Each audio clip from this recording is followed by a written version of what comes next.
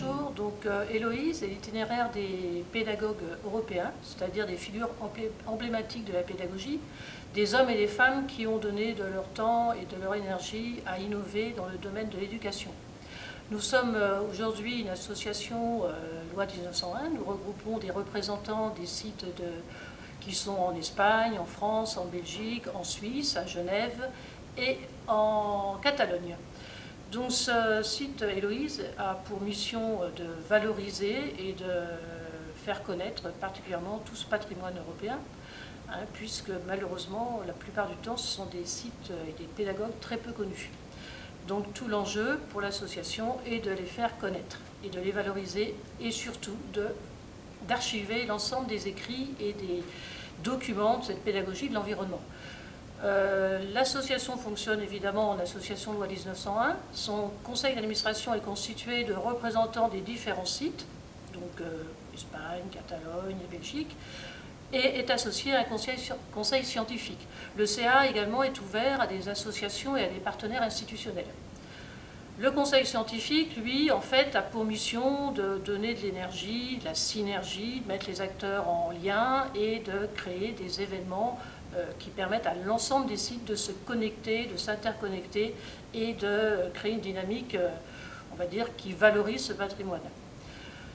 L'idée du conseil scientifique, c'est de rester assez ouvert nous voudrions que les différents sites aient leur propre conseil scientifique pour pouvoir avoir une réflexion plus en synergie.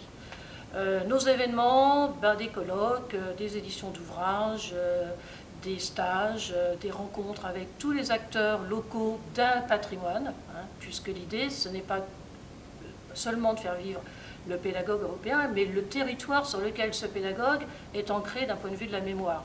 Donc c'est de mettre en synergie les acteurs éducatifs, les enseignants, les stagiaires, les chercheurs. Nous voudrions même mettre en collaboration des artistes.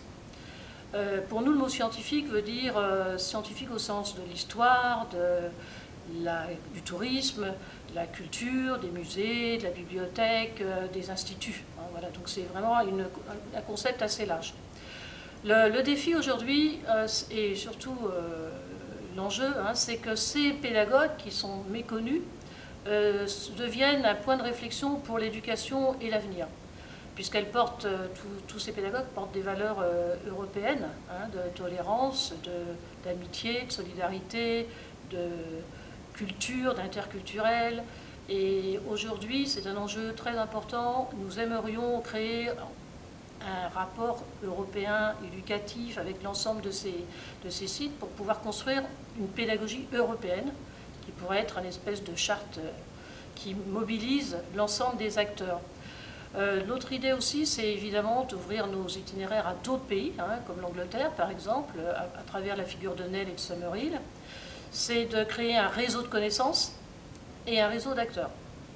Le plus compliqué pour nous aujourd'hui, c'est de faire que ces pédagogies, qui sont des pédagogies innovantes, soient vraiment prises en main par le grand public, par les étudiants, par les écoles au niveau du terrain, et non pas simplement à l'échelle du privé. Voilà. Donc c'est un enjeu que ces pédagogues soient reconnus dans le domaine public par l'ensemble des acteurs.